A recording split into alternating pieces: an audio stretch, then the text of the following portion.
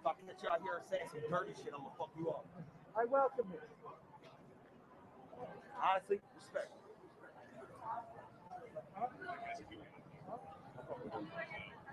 I see him out here every night. I see him out here every night. I have 30 pairs of glasses, so that's just the ones I carry. That's a good way to go.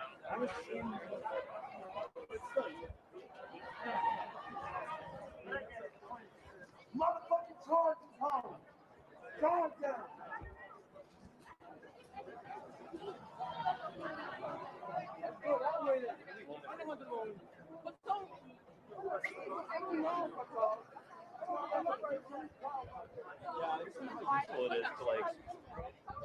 You know what's crazy? They really just...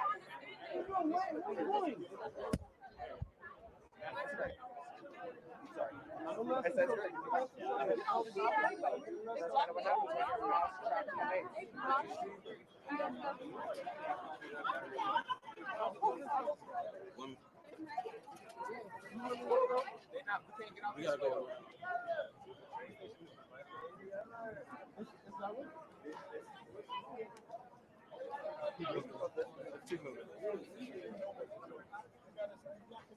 I don't think they should go down there, right? Y'all need to keep moving. Okay, so it's not a weird. Where y'all going? Oh, we can go this way, man. How are you? Yeah. I know what I can.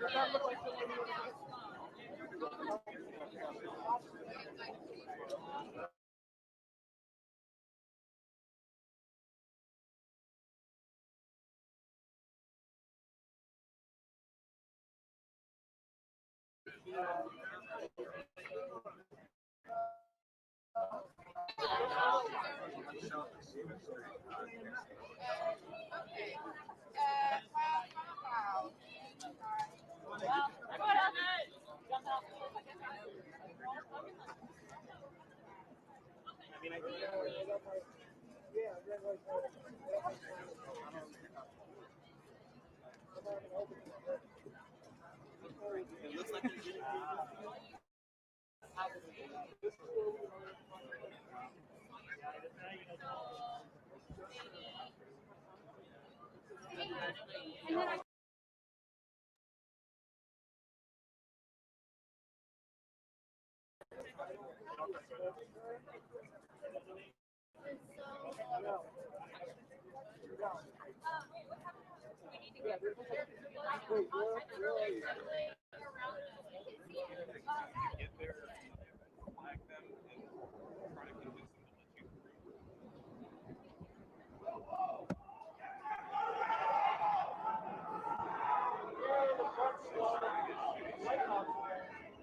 Protesters go home.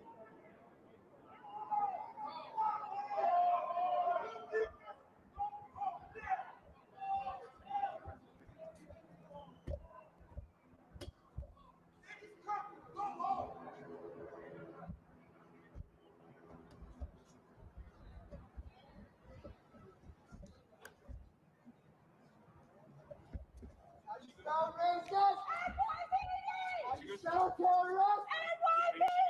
do you spell race?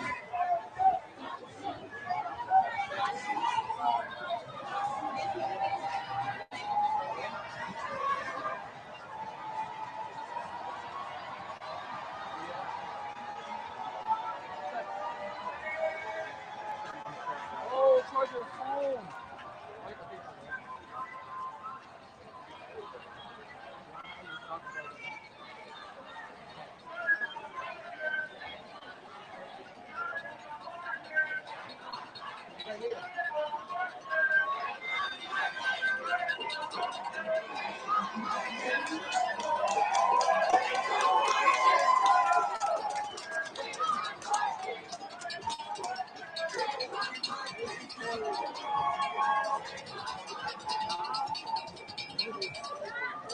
remember those city bars. Yeah, I see one back there.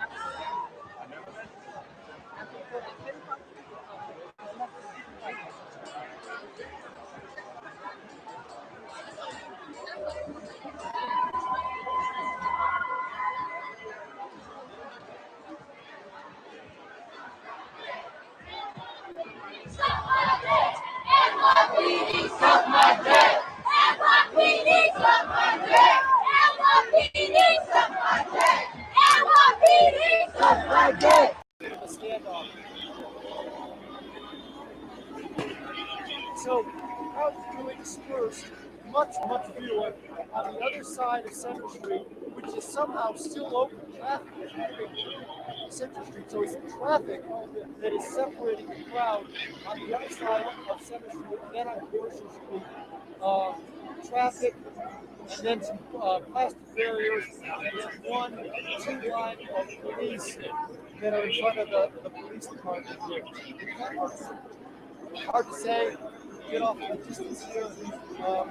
Much fewer. There's hardly anybody left of these protesters here on this section of Commercial Street.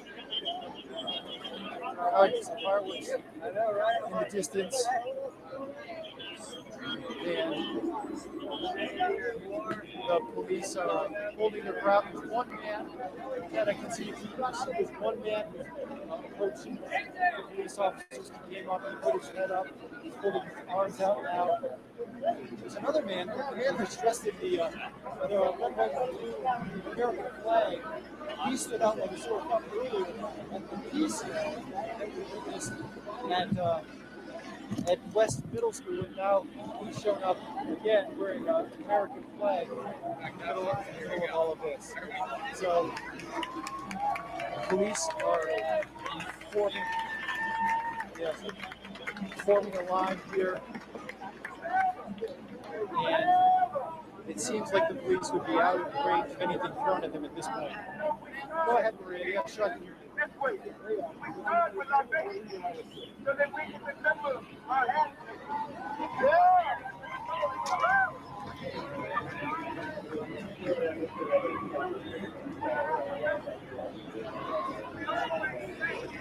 So I spoke with one of the organizers. Her name is Deja She said she was part of no organized group. She said she had just decided that she needed to do this on her own with a couple of friends. She put the word out on Facebook, and then the demonstration that took place at the middle school was billed as a peace rally. It was largely peaceful, but apparently the organizers couldn't stop some of the people who attended that breaking off and started marching towards the downtown. Okay, yeah, that's cool. You want to get in the car and kind of drive through the crowd and we can hang out before we go. We don't know if all it doesn't really Okay, and then can we take Vince to his car? Because he parked way back where, like right where you left. Here, the That's police department decided that on the same day they were going to have that peace rally at the middle school, they were also going to hold this after hours demonstration. And I spoke with the mayor of Brockton, and he said, yeah, there have been rumors throughout the day that something like this could happen. So that's obviously why the state police have been pre-positioned here. There are also some people who are here to the National Guard troops that have been brought in. Because of the amount of law enforcement that we see here, it's obvious that the police had heard these rumors as well, and they were taking it very seriously to position a large force here to be ready for what they're facing off right now on the streets of Brockton. I have no idea what else going on,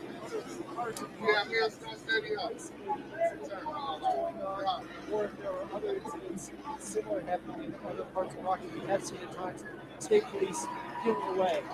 So now, state police is directing local police to form a line over here by the bus station garage. And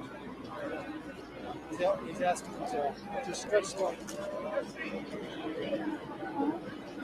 Forming a line here over by the garage. They seem to be setting up an additional line, so they use military terms, they're protecting their flank here, so they don't have people coming in, running from the garage to try to attack them on the other side. And as they do, the protesters now have started moving again toward the front of the line instead of being on the opposite side of the street. Oh! So something was just launched at the protesters. Yeah, something was just launched at the protesters. One appeared to hit him in the face, and then he backed away suddenly. So now the crowd is backing away. Oh, yeah, it was a tear gas canister. That might have hit one of the demonstrators in the face, and that forced them back. Yeah. Now the tear gas canister was thrown back toward the police officers, and they are moving back. And the tear gas, the wind is blowing, drifting here, the tear gas.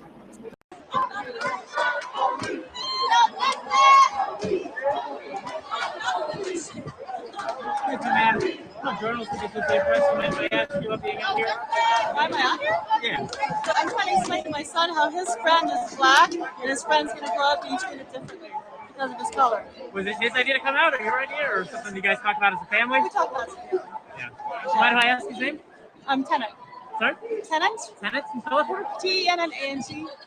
Can I ask your name as well? Ann. And your last name? Brennan. Brennan and Brennan. A-N-N or N-N-E? With an E. Thank you.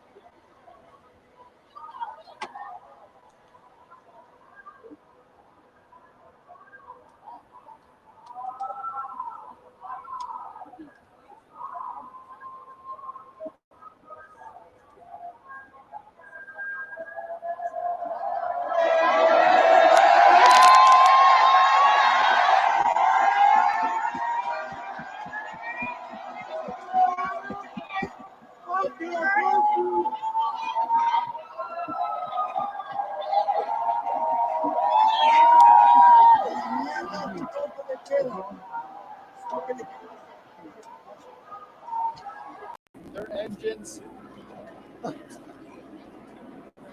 Okay, so here's something that. So this, I just felt this. This just landed right here. It actually hit me in the foot. Piece of blacktop here. So it appears that the demonstrators either gathered whatever they can as projectiles. Yeah, I can see some more of these. I can see some more of these blacktop out among the officers. So I'm just wondering all those at the officers at this point as well. Again, tear gas being fired into the crowd, but then being thrown back or drifted back into the police line, the front line the face-off right there, there's maybe only about 10 or 12 feet separated that first line of demonstrators from that group of officers behind the shield. Now the crowd, the glass just shattered a few feet from where we are. Go under. Okay, we're gonna. So now we're underneath the. We're inside the parking garage now. So at least nothing can hit us from above. There's a bottle that just landed a few feet from the officers. That's right. So the police officers that were. It's the police at this point who are backing up, not the demonstrators. The police are backing away. They were the ones that were behind that shield, and they were just 10 or 12 feet away from the first line of demonstrators, but now they're backing away. So, so the tear gas is drifting our way once again.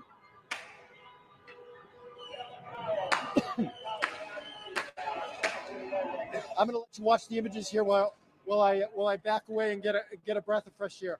I'll let you watch the images here and let you know as soon as there's a development here.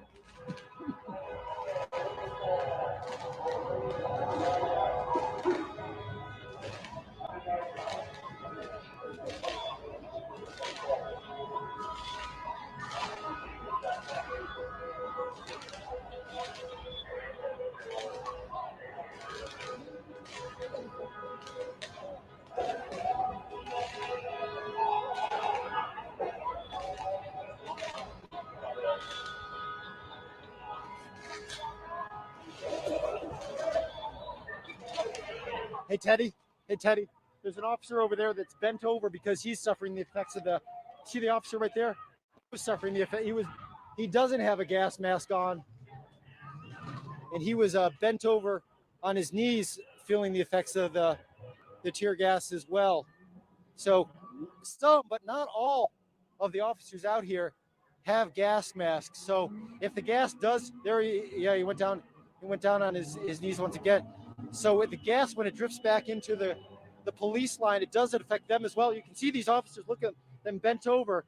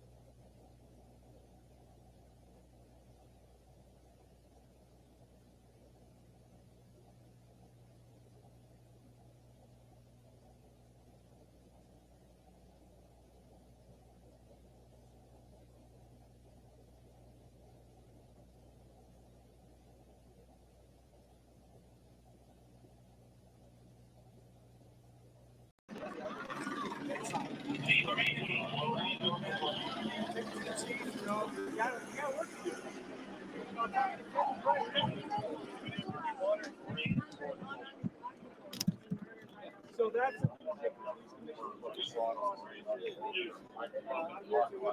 You don't think we've slaughtered? there's a lot of issues happening that will go down. You're going to take this message back. So what's happening? People's got divisions up by my officers seeing me talk to you guys. Conversation. You guys, my officers see you guys a lot. This is the news promote what I'm doing here. My boss is doing it. His officers see this. Hey, Dad. What's time's the curfew, Dad? What's going on, Dad? When's the fucking curfew, Dad?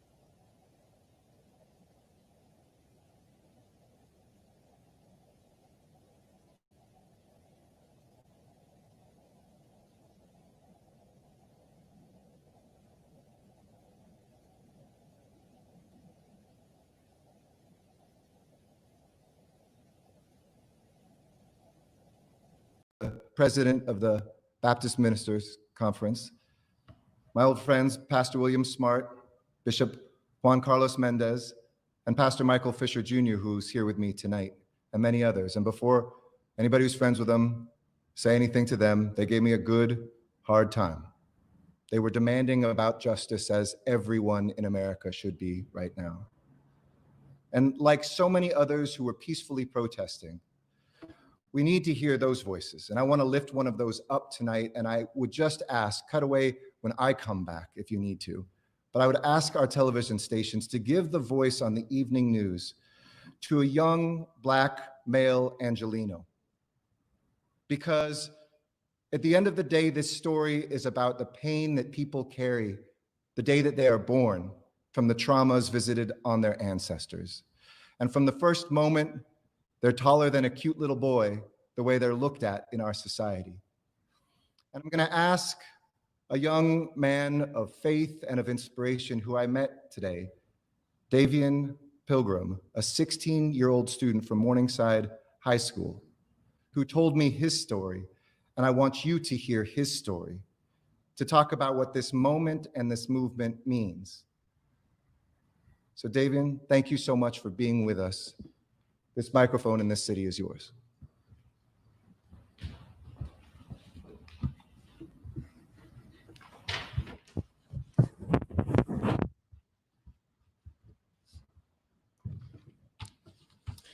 Hi, my name is Davion Pilgrim, and I am 16 years old. First, I want to say thank you to Mayor Garcetti for giving me this opportunity to speak today, because I have a story to share. I was recently stopped by the police officers and racially and criminally profiled. I was accused of being associated with the gang. I thought that really hurt, because that's not me. I am a God-fearing young Black man. I'm an athlete. I'm a president of the youth department at Greater Zion Church in Compton, under the leadership of Dr. Michael J.T. Fisher. I love God. That's why I believe in a change, and I have hope. The opportunities with the people of faith and have a conversation with the mayor today was hopeful. We want to make sure that what happens to George Floyd does not ever happen again to someone that just looks like me. Losing our lives to the police officers is one of the biggest fears that we have in South LA. I have 7 brothers and sisters, and I for surely don't want none of that to happen to them. This is a hard moment, but the good news is that there is still time for unity. And while I think we should keep protesting and demanding change, there is no need to loot and tear up things down. It is time for us to rebuild. Conversations are what we need. We need to talk to each other. We need to understand each other. The police needs to understand where we are coming from. It is my prayer, my deep prayer, that we come together in unity and we take a stand together in a time like this. We need to hold our officers accountable, and we must stay strong for change and for peace. Thank you. Amen.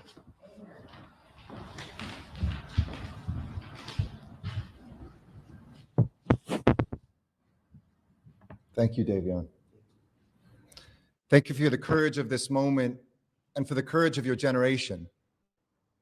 Justice is never given, it is earned.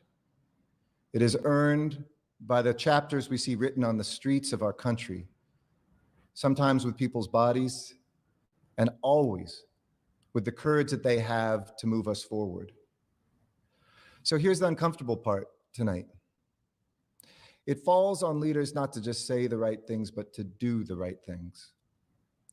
After I left that meeting across the street with the leaders from Baptist community and the faith community, I came back and I listened to folks on my own team.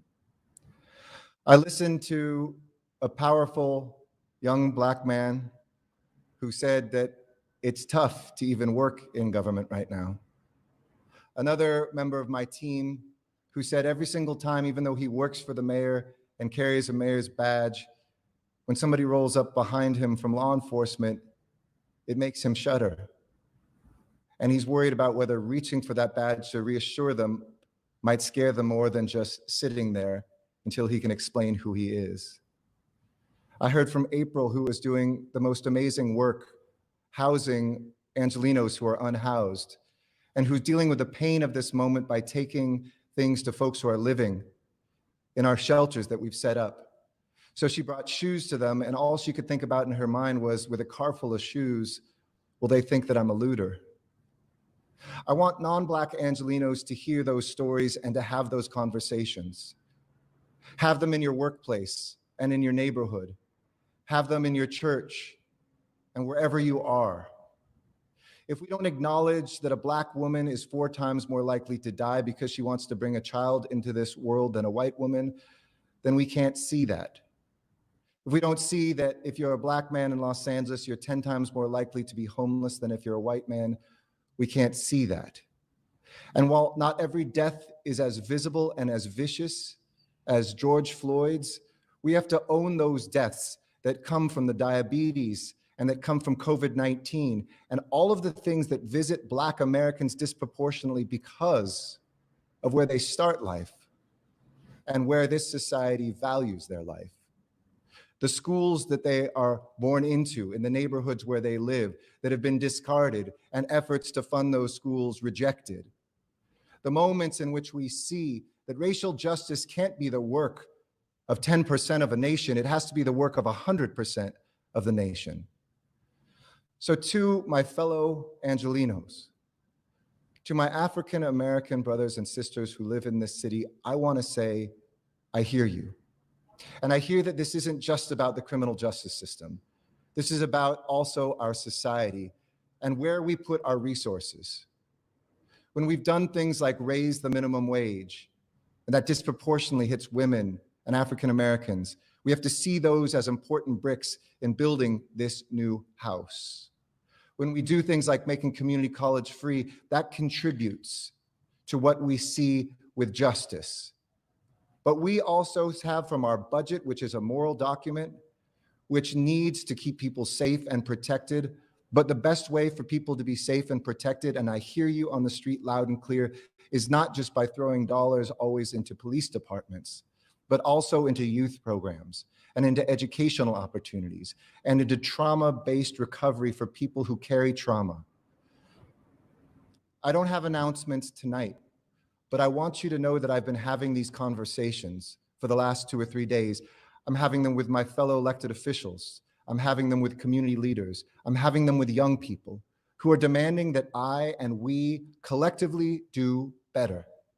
That just as after the trauma of 1992, we emerged forward with saying never again to things like legalized chokeholds, which killed Black men in this city.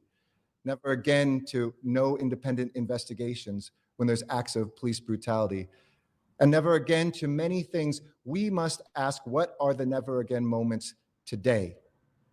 And I look forward in the next day or two, and with mayors across the country who I've been having this conversation with, to make sure that we build from this moment, that we hear from this moment, that we fund from this moment, that we look at the prism of race in America as one of the greatest sins that we have had and one that stays with us, and that we can only get past when we all get past that together. That's my simple pledge to you tonight.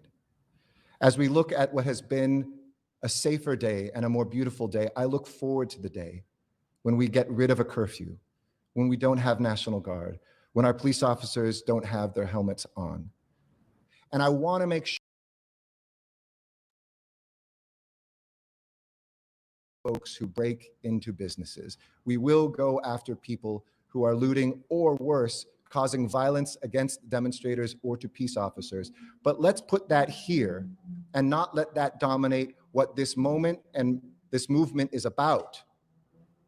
Because if we let that be the only image, if we let that be the only story, we are missing our opportunity, and this isn't going to go away soon. It will only go away when there is the trust that we are taking the actions to build a summer of peace this summer in Los Angeles and across the country, with jobs for young people, with peaceful places to be, with the mental health care that we need to deal with what that feels like day after day after day, to be a young Black man who doesn't know why people don't trust him, look at him that way, feel that way every moment they inhabit a body.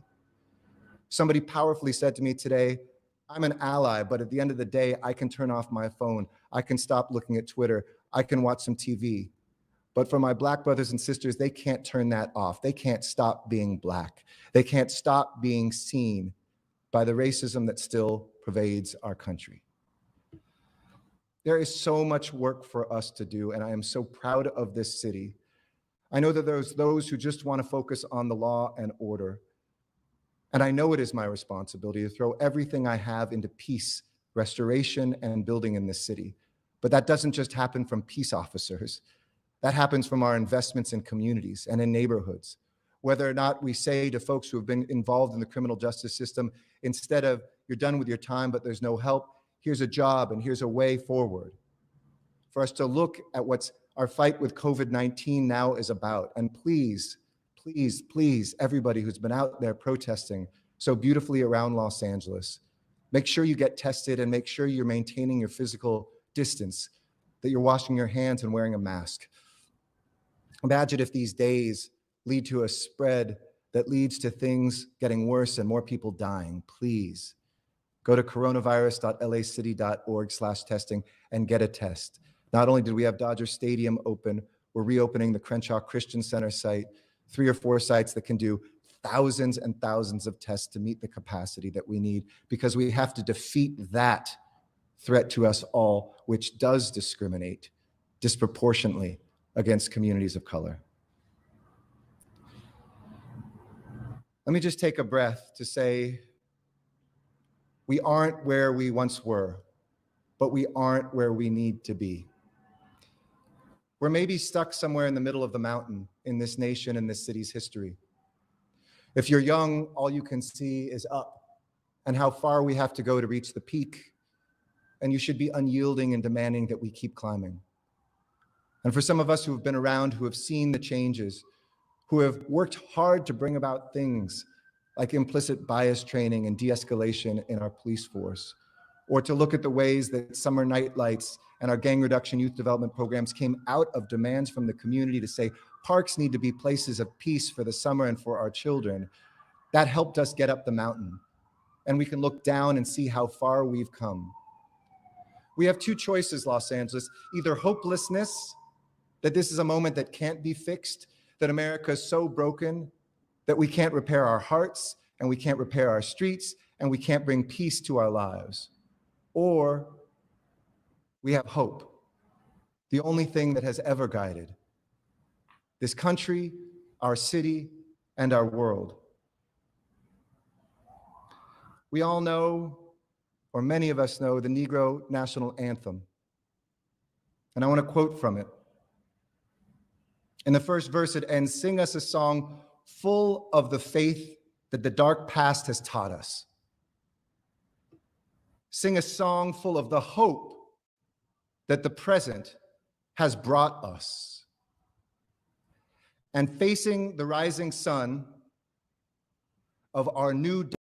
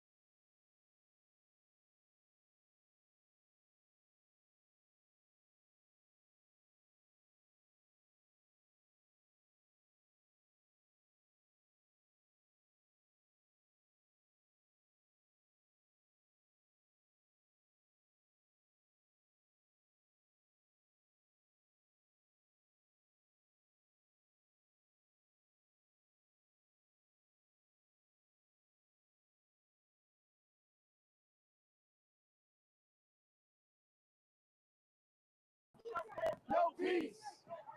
Police. No peace.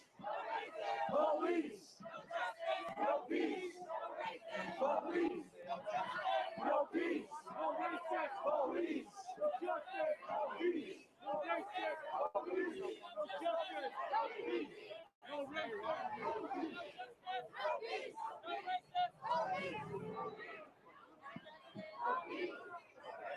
Police. The peace.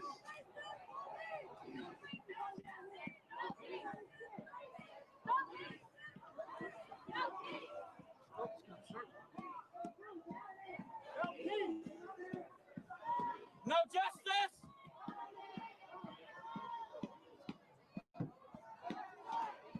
George Floyd. George Floyd. George Floyd. George Floyd. George Floyd. George Floyd. Breonna Taylor. Breonna Taylor. Breonna Taylor. Breonna Taylor.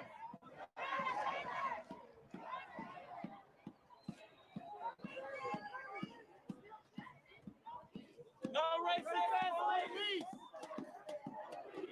No racist police. No justice. No racist.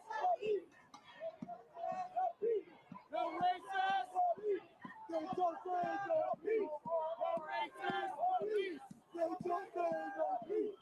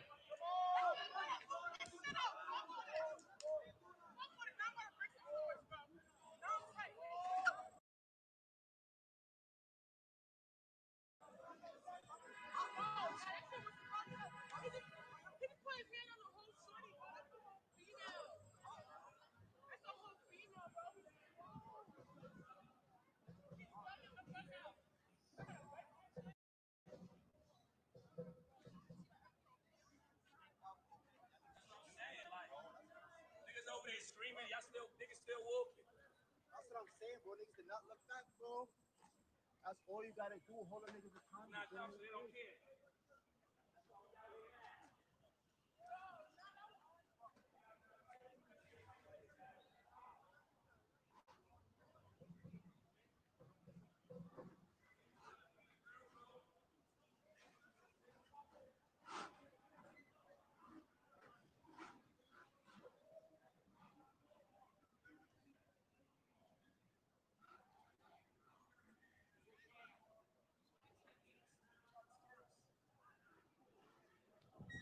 Yo, that only happened because them dickheads decided to go all the way. Press. Mind if I ask you what you saw happen there? Bro, they grabbed innocent people for no reason and just started like cuffing them, pushing them to the ground. This dude he's a journalist and a press. He has a press pass and they pushed him to the ground. Did something happen? I saw that there were people dancing. They were singing to them, like chanting. Nobody did anything to escalate beyond that. Anything. Seemed like most of the group had passed by the time. You know the song "That's Just the Way It Is"? Yes. We were singing. I was there. I saw that happening. Yeah. I saw, but I walked away and then I turned around and. No, a van pulled up and started arresting people. That's what happened. Yo, fuck them niggas. So you mind if I ask what your name is? Andre Merchals. Can you spell it for me? ANDRE MERCHARLES. Thank you very much. Are you from Manhattan? Nah, I'm from Brooklyn. Brooklyn, okay. Thank you. Yeah. Stay safe.